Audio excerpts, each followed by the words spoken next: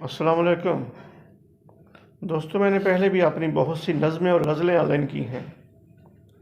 आज मैं अपने आका की शान में कुछ कहना चाहूँगा।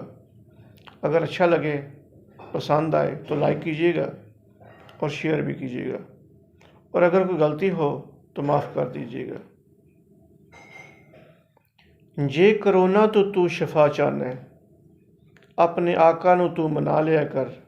दुख समेट के खुद नू ऐ बंदिया, ओदी कमली विच छुपा लिया कर।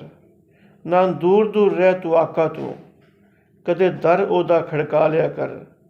कदी छोड़ के दुनियादारी नू, ओदे नाल तू लो लगा लिया कर। जदों करोना तू तेरा दिल घबरावे, ते अपने दिल नू तू समझा लिया कर। हर बीमारी दी शफा है आका कोल, कदी अपने हाथ उठा लिया कर।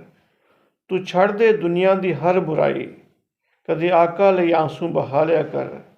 कदी आका दे सामने ऐ बंदिया, दिल खोल के दुखड़े सुना लिया कर।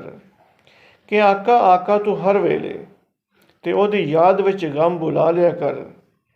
आका कोल है शफा हर बीमारी दी, कदी आका नू तू मना लिया कर। जदों डाढा तू मजबूर होवे, ते ओदी चौखड़ ते सर झुका लिया कर। तू अपने आका नू रो रो के, तू अपने आका नू रो रो के, कदी दिल दा हाल सुना लिया कर।